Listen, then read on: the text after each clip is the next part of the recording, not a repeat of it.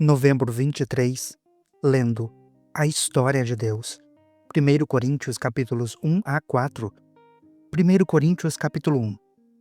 Paulo, chamado para ser apóstolo de Cristo Jesus, pela vontade de Deus, e o irmão Sóstenes, a igreja de Deus que está em Corinto, aos que têm sido santificados em Cristo Jesus e chamados para ser santos, com todos os que, em toda parte, invocam o nome do nosso Senhor Jesus Cristo, Senhor deles e nosso. Graças e paz a vocês, da parte de Deus, o nosso Pai, e do Senhor Jesus Cristo. Ação de graças. Sempre dou graças ao meu Deus por vocês, por causa da graça que dele receberam em Cristo Jesus. Pois, por meio dele, vocês foram enriquecidos em tudo, isto é, em toda a palavra e em todo conhecimento, segundo o testemunho de Cristo, que foi confirmado entre vocês. Desse modo, não falta a vocês nenhum dom espiritual enquanto esperam que o nosso Senhor Jesus Cristo seja revelado. Ele os manterá firmes até o fim, para que vocês sejam irrepreensíveis no dia do nosso Senhor Jesus Cristo. Fiel é Deus, que o chamou à comunhão com o seu Filho Jesus Cristo, o nosso Senhor. Divisões na Igreja.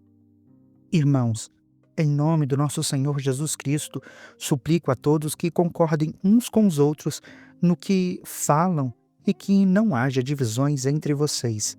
Antes, que todos estejam unidos em um só pensamento, em um só parecer. Meus irmãos, fui informado por alguns da casa de Cloe de que há desavenças entre vocês. Com isso, quero dizer que há entre vocês quem afirma: eu sou de Paulo, eu sou de Apolo, eu sou de Cefas, ou ainda, eu sou de Cristo. Acaso Cristo está dividido? Paulo foi crucificado em favor de vocês? Vocês foram batizados em nome de Paulo? Dou graças a Deus por não ter batizado nenhum de vocês, exceto Crispo e Gaio, de modo que ninguém pode dizer que foi batizado em meu nome. Batizei também os da casa de Estéfanas.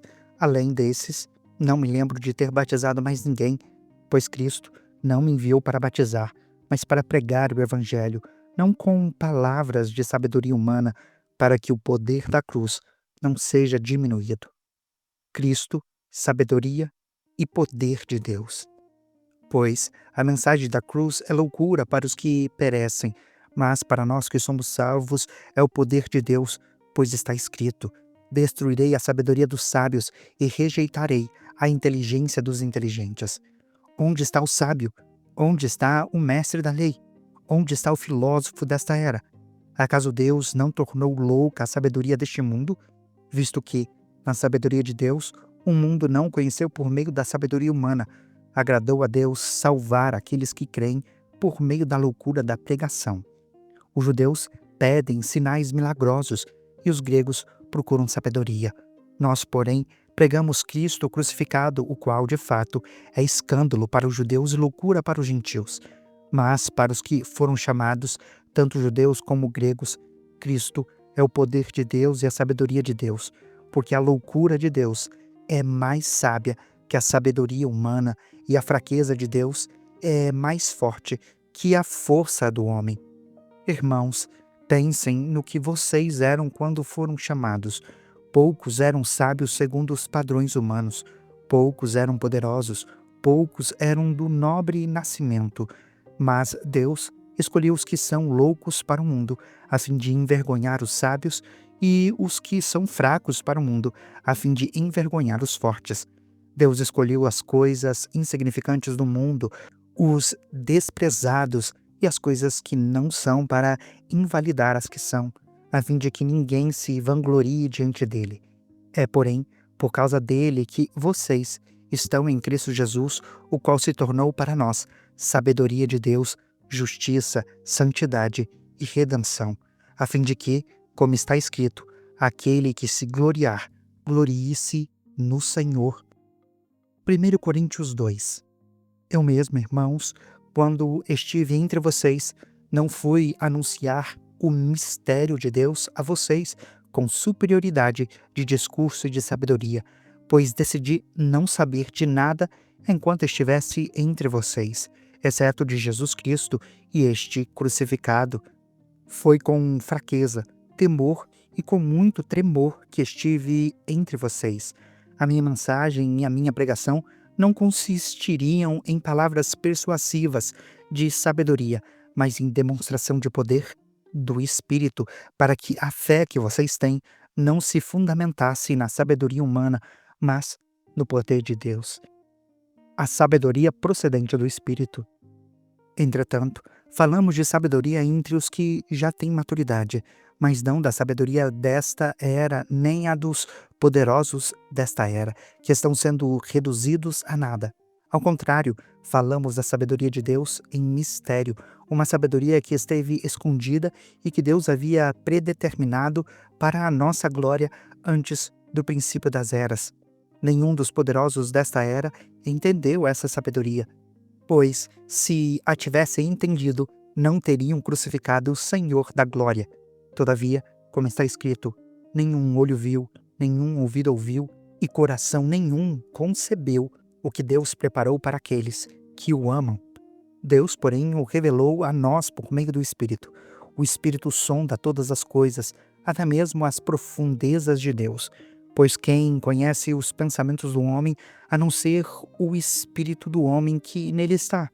Da mesma forma, ninguém conhece os pensamentos de Deus, a não ser o Espírito de Deus. Nós, porém, não recebemos o Espírito do mundo, mas o Espírito que procede de Deus, para que entendamos as coisas que Deus não tem dado por sua graça.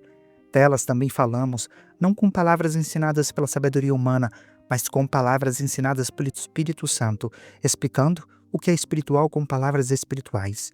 O homem natural não aceita as coisas que vêm do Espírito de Deus, pois para ele são loucura, não é capaz de entendê-las, porque elas são discernidas espiritualmente.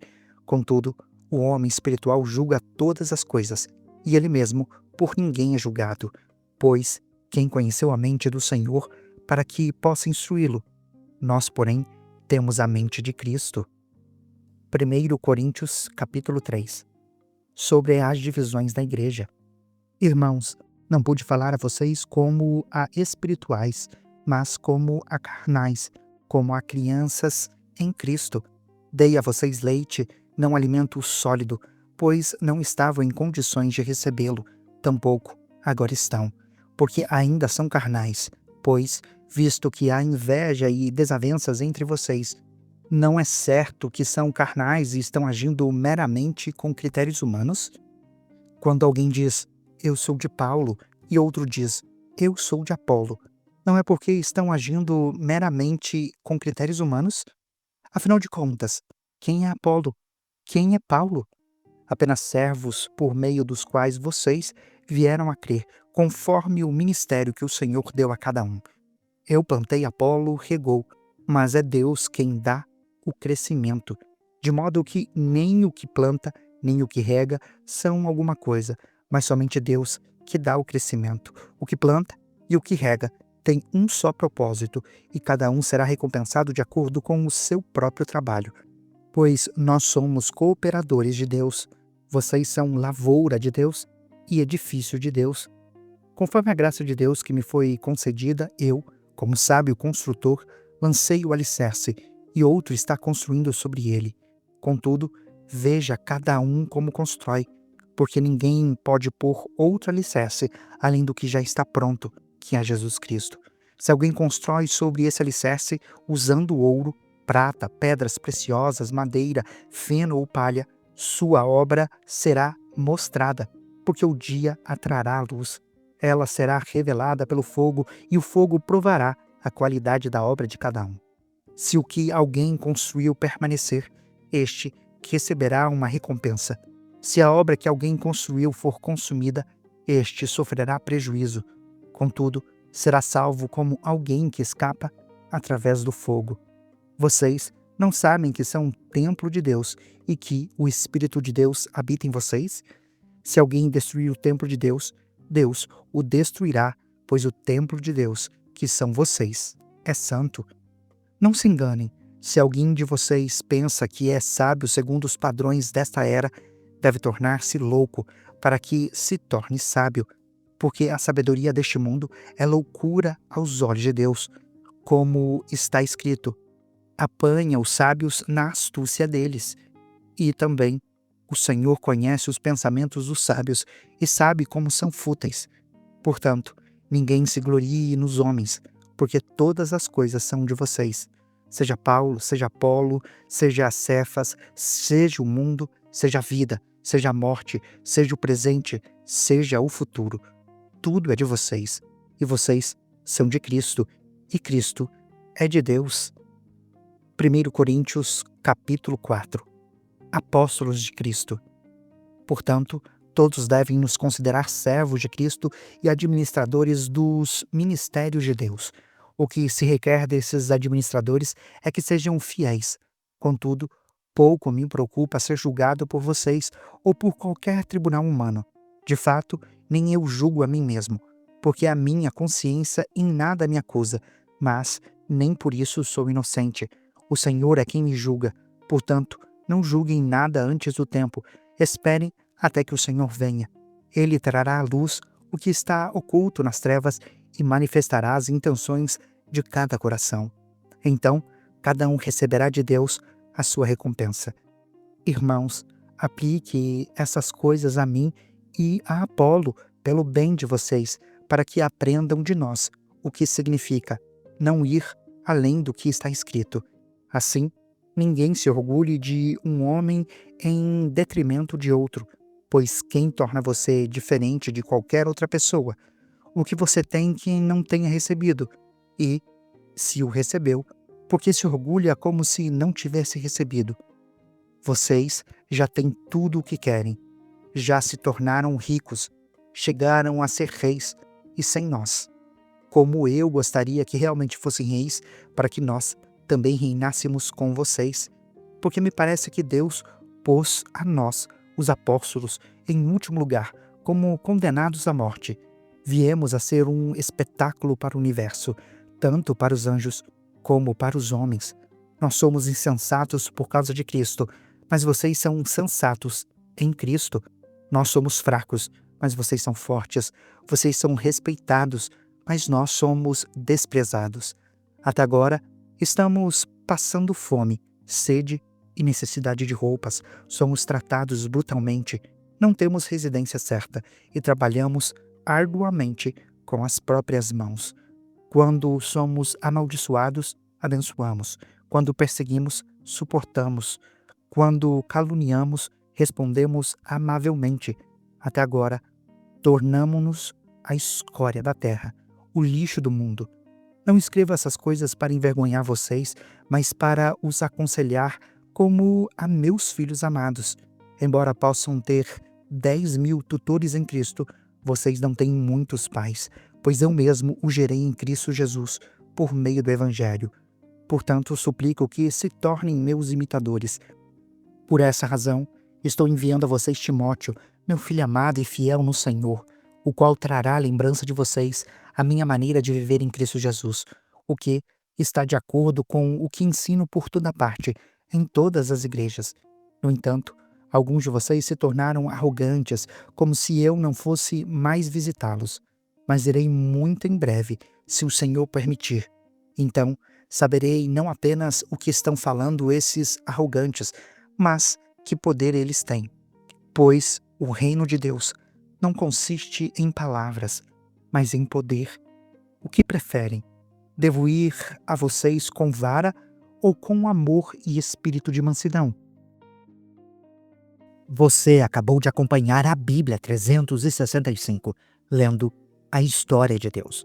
Se você quer acompanhar com outra versão bíblica, registrar a sua leitura, dar sugestões, participar de nosso grupo no WhatsApp, ou até mesmo fazer pedidos de oração, acesse sempre www.abiblia365.com.br e lembre-se sempre, em leituras diárias, confortaremos e fortaleceremos a nossa fé.